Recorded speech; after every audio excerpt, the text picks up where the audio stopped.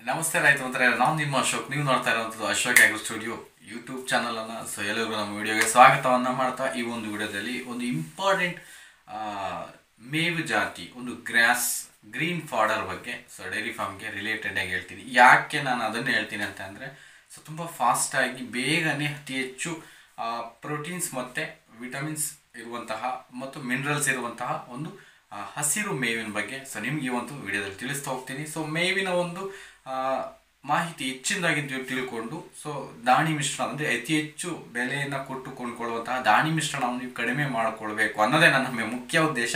So ನೀವೆಲ್ಲಿ ದಾಣಿ ಮಿಶ್ರಣವನ್ನು ಕಡಿಮೆ ಮಾಡಿ ಮೇವಿನ ಬಗ್ಗೆ ಕಾನ್ಸಂಟ್ರೇಟ್ ಮಾಡಿದ್ರೆ ಖಂಡಿತ ನಿಮಗೆ ಆದಾಯ ಅನ್ನೋದು ಖಂಡಿತ ಹತ್ತು ಬರುತ್ತೆ. ಅಂದರೆ ಅದು ನಿಮಗೆ ಇನ್ಕ್ರೀಸ್ ಆಗುತ್ತೆ. ಯಾಕೆ ಅಂತಂದರೆ ಎಲ್ಲಿ ನಾವು ಉಳಿತಾಯವನ್ನು ಮಾಡ್ತೀವೋ ಅಲ್ಲಿ ಖಂಡಿತ ನಮ್ಮ ಒಂದು ಸಂಪಾದನೆ ಅನ್ನೋದು ನಿಜವಾಗ್ಲೂ ಉಳಿತಾಯ ಆಗುತ್ತೆ. ಸೊ ಅದಕ್ಕೋಸ್ಕರ ನಿಮಗೆ ದಾಣಿ ಮಿಶ್ರಣವನ್ನು ಕಡಿಮೆ ಮಾಡಲಿಕ್ಕೋಸ್ಕರ ಉತ್ತಮ ಜಾತಿಯ ಹಸಿರು ಮೇವುಗಳನ್ನು ತಿಳಿಸ್ಲಿಕ್ಕೆ ಹೋಗ್ತಾ ಇದ್ದೀನಿ. ಸೊ ಈ ಒಂದು ವಿಡಿಯೋದಲ್ಲಿ ನಿಮಗೆ ಒಂದು ವೆರೈಟಿ ಗ್ರಾಸ್ ಅಂದರೆ ಒಂದು ಹೊಸ ಜೋಳದ ಜಾತಿಯಲ್ಲಿ ಹೊಸ ಜಾತಿ. ಬಟ್ ನಾನು ಇದನ್ನೇ ಯಾಕೆ ಹೇಳ್ತೀನಿ ಅಂದರೆ, ಈ ಬೆಳೆ ನಿಮಗೆ ಜಸ್ಟ್ 25 ದಿನದಲ್ಲಿ ಕೈಗೆ ಸಿಗುತ್ತೆ. ಆ ಬೆಳೆಯ ಕಟಾವಿನ ಅವಧಿ ಜಸ್ಟ್ 20 ದಿನ, ಒಂದು ತಿಂಗಳಲ್ಲ, 20 ದಿನಕ್ಕೆ ನಿಮಗೆ ಕಟಾವಿಗೆ ಬರತಕ್ಕಂತಹ ಒಂದು ವೆರಿ ಗುಡ್ ಮತ್ತು ವೆರೈಟಿ ಆಗಿರ್ತಕ್ಕಂತಹ ಒಂದು ಜೋಳದ ಜಾತಿಯ ಒಂದು ವೆರೈಟಿ ಅದಾಗಿರುತ್ತೆ. ಸೊ ಅದಕ್ಕೋಸ್ಕರ ಈ ಒಂದು ವಿಡಿಯೋದಲ್ಲಿ ಅದರ ಸಂಪೂರ್ಣ ವಿವರಣೆಯನ್ನು ನಿಮ್ಗೆ ಕೊಡ್ತಾ ಹೋಗ್ತೀನಿ. 20 ದಿನದಲ್ಲಿ ಅಂತಂದರೆ ಯಾವ ಬೆಳೆನೂ ಅಷ್ಟು ಫಾಸ್ಟಾಗಿ ಬರ್ತಾ ಇಲ್ಲ. ಈ ಒಂದು ಪ್ರೆಸೆಂಟ್ ಸಿಚುವೇಶನ್ಸಲ್ಲಿ ನೀವು ಕರೆಕ್ಟಾಗಿ ಗೊಬ್ಬರ ನೀರು ಕೊಡ್ತಾ ಬಂದರೆ 20 ಡೇಸ್ ಎನಫ್, ಸಾಕು, ನೀವು ಕಟ್ ಮಾಡ್ಕೋಬೋದು. ಓಕೆ, ಈ ಒಂದು ವಿಡಿಯೋದಲ್ಲಿ ಸೊ ಅದರ ಬಗ್ಗೆ ಮಾಹಿತಿಯನ್ನು ಹೆಚ್ಚಿನಾಗಿ ಹೇಳ್ತಾ ಹೋಗ್ತೀನಿ. ಸೊ ಯಾರೆಲ್ಲ ನಮ್ಮ ಒಂದು ವಿಡಿಯೋಗಳ ಹೊಸದಾಗಿ ವಾಚ್ ಮಾಡ್ತಾ ಇದ್ದಾರೆ, ಅಂದರೆ ಪ್ರತಿ ವಿಡಿಯೋದಲ್ಲಿ ಹೇಳ್ತೀನಿ. ಸೊ ಹಾಗೆ ಸುಮ್ಮನೆ ನೋಡೋದಕ್ಕಿಂತ ಸಬ್ಸ್ಕ್ರೈಬ್ ಮಾಡ್ಕೊಂಡು ನೋಡಿದ್ರೆ ತುಂಬ ಒಳ್ಳೆಯದು. ಸೊ ನಿಮಗೂ ನೆಕ್ಸ್ಟ್ ನಾನು ಮಾಡೋ ನೋಟಿಫಿಕೇಶನ್ಸ್ ಬರುತ್ತೆ, ನನಗೂ ಸಬ್ಸ್ಕ್ರೈಬರ್ ಕೌಂಟ್ అనేది ಹೆಚ್ಚಾಗುತ್ತೆ. ಪ್ಲಸ್ ಹಾಗೇನೆ ವಿಡಿಯೋ ಇಷ್ಟ ಆಯಿತು, ಮಾಹಿತಿ ಇಷ್ಟ ಆಯಿತು ಅಂತಂದರೆ ಖಂಡಿತ ದಯಮಾಡಿ ಪ್ಲೀಸ್ ಒಂದು ಲೈಕ್ ಮಾಡಿ ಹೋಗಿ ವಿಡಿಯೋಗೆ. ಸೊ ಇದು ನಿಮ್ಮ ಸಪೋರ್ಟ್ ಅಂತ ನಾನಂತೂ ಅನ್ಕೋತೀನಿ. ಸೊ ಖಂಡಿತ ಇನ್ನು ಹೆಚ್ಚಿನ ಮಾಹಿತಿಯನ್ನು ನಿಮಗೆ ತಿಳಿಸ್ಲಿಕ್ಕಂತೂ ಅದು ತುಂಬ ಅನುಕೂಲ ಆಗುತ್ತೆ. ಸೊ ನಿಮ್ಗೆ ಆ ಮಾಹಿತಿ ಬೇಕು ಅಂದರೆ ಖಂಡಿತ ಲೈಕ್ ಮಾಡ್ತಾ ಹೋಗಿ. ಓಕೆ, ನಾನು ವಿಡಿಯೋನ ಲೇಟ್ ಮಾಡಿದ್ರೆ ಸ್ಟಾರ್ಟ್ ಮಾಡಿಬಿಡ್ತೀನಿ. ಸೊ ಇವತ್ತು ನಾನು ಸ್ಟಾರ್ಟ್ ಮಾಡಲಿಕ್ಕೆ ಹೋಗ್ತಾ ಇರ್ತಕ್ಕಂಥದ್ದು CSV 33MF ಜೋಳದ ಜಾತಿಯ ಒಂದು ಮೇವು.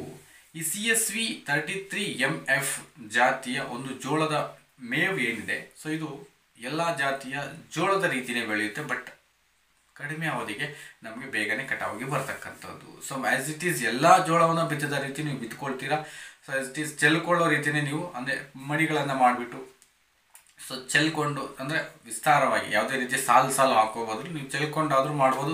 ಸಾಲಲ್ಲಿ ಬಿತ್ತೀನಿ, ಹಾಫ್ ಫೀಟ್ ಸಾಲಲ್ಲಿ ಬಿತ್ತೀರಿ ಅಂದರೆ ನೋ ಪ್ರಾಬ್ಲಮ್, ಮಾಡ್ಕೋಬೋದು. ಸೊ ಆ ರೀತಿ ಮಾಡಿಕೊಂಡು ಉತ್ತಮವಾಗಿ, ಅಂದರೆ ಎಲ್ಲಕ್ಕೂ ಕೊಟ್ಟಂತೆ ಗೊಬ್ಬರ ಕೊಟ್ಟಿದ್ದೆ ಆದರೆ 25 ದಿವಸಕ್ಕೆ ಜಸ್ಟ್ 20 ಡೇಸಲ್ಲಿ ನಿಮಗೆ ಕ್ರಾಪ್ ಕಟಾವಿಗೆ ಬರುತ್ತೆ. ನೀವು ಕಟ್ ಮಾಡಿಕೊಂಡು ಮೇಯಿಸ್ಬೋದು. ಇದರ ಇಳುವರಿ ಬಂದುಬಿಟ್ಟು ಒಂದು ಎಕರೆಗೆ 30 ರಿಂದ 40 ಟನ್ ಮೇಲೇ ಬರುತ್ತೆ.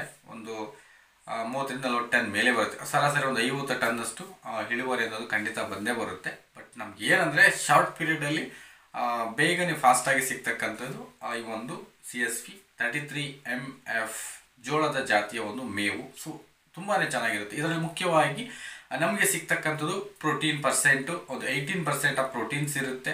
ಸೊ ಅದು ನಮಗೆ ತುಂಬಾ ಇದಾಗಿರುತ್ತೆ. ಮತ್ತು ಆಕ್ಸಿಲರೇಟ್ಸು ಅಂದರೆ ಇಲ್ಲಿ ಆಕ್ಸಿಲೇಟ್ಸ್ ಕಡಿಮೆ ಇರುತ್ತೆ. ಅಂದರೆ ನಮ್ಮ ಒಂದು ರಾಸುಗಳಿಗೆ ಹುಳಿ ಬರೆಸಲಿಕ್ಕೆ ಯಾವೆಲ್ಲ ಅಂಶಗಳು ಕಾರಣವಾಗ್ತವೆ ಅವುಗಳ ಒಂದು ಅಂಶ. ಈಗ ಸೂಪರ್ ನೇಪಿಯರಲ್ಲಿ ಇರುತ್ತೆ, ಇನ್ನೊಂದರಲ್ಲಿ ಇರುತ್ತೆ. ಸೊ ಇದರಲ್ಲಿ 0 ಅಂದರೆ ಕಡಿಮೆ ಇರುತ್ತೆ. ಸೊ ತೀರಾ ಕಡಿಮೆ ಇರುತ್ತೆ. ಇದರಲ್ಲಿ ಯಾವುದೇ ರೀತಿ ತೊಂದರೆ ಅಂತೂ ಇರೋದಿಲ್ಲ ಈ ಜೋಳದ ಜಾತಿ ಮೇವಲ್ಲಿ. ಸೊ ಒಟ್ಟಾರೆ ಇದೇನೇ ಇರಲಿ, ನಮಗೆ ಫಾಸ್ಟಾಗಿ ಕೈಗೆ ಸಿಗ್ತಕ್ಕಂತಹ ಮೇವಾಗಿರೋದ್ರಿಂದ ನಾವು ಖಂಡಿತ ಇದನ್ನು ಡೈರಿ ಫಾರ್ಮ್ಗಳಲ್ಲಿ ಬೆಳ್ಕೊಂಡು ಮಾಡಬೇಕು. ಸೊ ಇದು ಒಂದು ಹುಲ್ಲು ಜಾತಿಯ ಒಂದು ಮೇವು ನಮಗಿನ್ನ, ಅಂದರೆ ಧಾನ್ಯ ಜಾತಿ. ಸೊ ನಾವು ಇದರ ಜೊತೆಯಾಗಿ ನಾವು ದ್ವಿದಳ ಧಾನ್ಯದ ಒಂದು ಕಾಯಿ ಜಾತಿ ಮೇವಾಗಿರ್ತಕ್ಕಂತಹ ಸ್ಟೈಲೋಹೆಮಟಾ,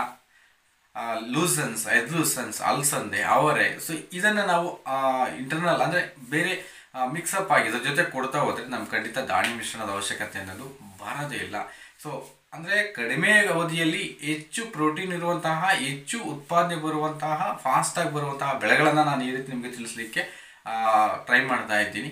ಸೊ ಇದನ್ನು ನೀವು ಬೆಳ್ಕೊಂಡಿದ್ದೆ ಆದರೆ ಖಂಡಿತ ಹಾಲಿನ ಇಳುವರಿಯಲ್ಲಿ ಉತ್ತಮವಾದಂತಹ ಒಂದು ಇಳುವರಿಯನ್ನು ಕಾಣ್ಬೋದು. ಪ್ಲಸ್ ಹಾಗೇನೆ ಸೊ ಇದು ನಿಮಗೆ ಮುಖ್ಯವಾಗಿ ಇದನ್ನು ಬೆಳ್ಕೋಬೇಕು ಅಂತ ಈಗಿದೆ ನಿಮ್ಗೆ ಅಂತ ಅನಿಸುತ್ತೆ. ಈಗ ಫಾಸ್ಟ್ 20 ಡೇಸಲ್ಲಿ ಬರುತ್ತೆ, ನಾವು ನಾವು ಬೆಳೆಯೋಣ. ಹಾಗಾದರೆ ಬೀಜ ಎಲ್ಲಿ ಸಿಗುತ್ತೆ, ಇದಕ್ಕೆ ಸಂಬಂಧಪಟ್ಟಂತೆ ನಾವು ಬೀಜವನ್ನು ಎಲ್ಲಿ ತರಬೇಕು, ಬಿತ್ತನೆ ಬೀಜ ಎಲ್ಲಿ ಸಿಗುತ್ತೆ, ಸೊ ಅದನ್ನು ಸಹ ನಿಮ್ಗೆ ಹೇಳ್ತೀನಿ. ನೀವು ಬಿತ್ತನೆ ಬೀಜವನ್ನು ಆನ್ಲೈನಲ್ಲಿ ಸಿಗುತ್ತೆ, ನೀವು ಪರ್ಚೇಸ್ ಮಾಡ್ಬೋದು. ಅದರಲ್ಲಿ ಮುಖ್ಯವಾಗಿ ನೀವು ಅಮೆಝಾನ್, ಫ್ಲಿಪ್ಕಾರ್ಟಲ್ಲಿ ಹುಡುಕಾಡಿದ್ರೆ ಸಿಗ್ಬೋದು, ಕೆಲವು ಸಲ ಸಿಗದೇ ಇರ್ಬೋದು. ನೀವು ಮುಖ್ಯವಾಗಿ ನೀವು ಸರ್ಚ್ ಮಾಡಬೇಕಾಗಿರ್ತಕ್ಕಂಥದ್ದು ಇಂಡಿಯನ್ ಮಾರ್ಟ್ಗೆ ಹೋಗಿ. ಸೊ ಇಂಡಿಯನ್ ಮಾರ್ಟಲ್ಲಿ ನಿಮ್ಗೆ ಎಲ್ಲ ಜಾತಿಯ ಬೀಜಗಳು ಸಿಗ್ತವೆ, ಯಾವುದೇ ಬೇಕಾದರೂ ಬಿತ್ತನೆ ಬೀಜ ಖಂಡಿತ ಸಿಗುತ್ತೆ. ಸೊ ಅದೇ ರೀತಿ CSV 33 MF ಬಿತ್ತನೆ ಬೀಜನೂ ಸಹ ಸಿಗುತ್ತೆ. ಕಡಿಮೆ ಇರುತ್ತೆ, 250 per kg ಇರುತ್ತೆ. ಸೊ ಖಂಡಿತ ನೀವು ಅದನ್ನು ಬಿತ್ತನೆ ಮಾಡ್ಕೋಬೋದು.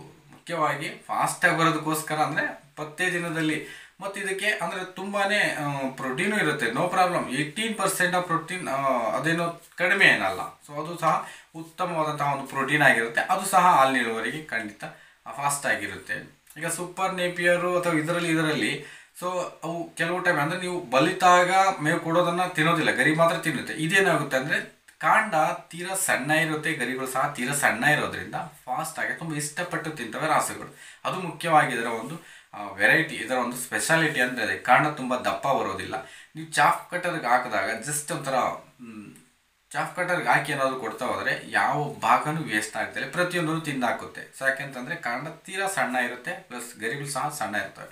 ಸೊ ಒಂದು ರೀತಿ ಹುಲ್ಲು ರೀತಿ ಇರುತ್ತಲ್ಲ, ಆ್ಯಸ್ ಇಟ್ ಈಸ್ ಈ ಒಂದು ಮೇವನ್ನು ಸ್ವೀಕರಿಸ್ತವೆ ರಾಸುಗಳು. ಸೊ ಆ ಉದ್ದೇಶಕ್ಕೋಸ್ಕರ ಈ ಒಂದು ಮಾಹಿತಿ ನಿಮ್ಗೆ ಕೊಡಲಿಕ್ಕೋಸ್ಕರ ಈ ಒಂದು ವಿಡಿಯೋ ಮಾಡಿದ್ದೀನಿ. ನಿಮ್ಗೇನಾದರೂ ಆ ಒಂದು CSV 33 MF ಬೀಜದ ಅಂದರೆ ಜೋಳದ ಜಾತಿಯ ಒಂದು ಬೀಜ ಬೇಕು ಅಂದರೆ ಇಂಡಿಯನ್ ಮಾರ್ಟಲ್ಲಿ ಅವೈಲಬಲ್ ಇದೆ. ಖಂಡಿತ ನಿಮ್ಗೆ ಅದರ ಮಾಹಿತಿ ಇದ್ದೇ ಇರುತ್ತೆ, ನೀವು ಖಂಡಿತ ಪಡ್ಕೋಬೋದು. ಪಡ್ಕೊಂಡು ವ್ಯವಸಾಯ ಮಾಡಿ ಅಂದರೆ ಮೇವನ್ನು ಬೆಳ್ಕೊಂಡು ಡೈರಿ ಫಾರ್ಮ್ಗೆ ಬೇಕಾದಂತಹ ಹಸಿರು ಮೇವನ್ನು ನೀವು ಉತ್ಪಾದನೆ ಮಾಡಿಕೊಂಡು ಉತ್ತಮ ಆದಾಯ ಗಳಿಸಿ ಅಂತ ಹೇಳ್ತಾ ನಾನು ನಿಮ್ಮ ಅಶೋಕ್ ನಮಸ್ಕಾರಗಳೊಂದಿಗೆ ಈ ಒಂದು ವಿಡಿಯೋ ಮಾಹಿತಿ ನಿಮ್ಗೆ ಇಷ್ಟ ಆಯಿತು ಅಂತ ನಾನು ತಿಳ್ಕೊಂಡಿದ್ದೀನಿ. ಐ ಹೋಪ್ ನೀವು ತುಂಬ ಎಂಜಾಯ್ ಮಾಡಿದ್ದೀರಾ ಮಾಹಿತಿ ಬಗ್ಗೆ ಅಂತ ನಾನು ಕೊಡ್ತೀನಿ. ಖಂಡಿತ ನಮಸ್ಕಾರ ಹೇಳ್ತಾ ಮುಗಿಸ್ತಾ ಇದ್ದೀನಿ. Thank you so much.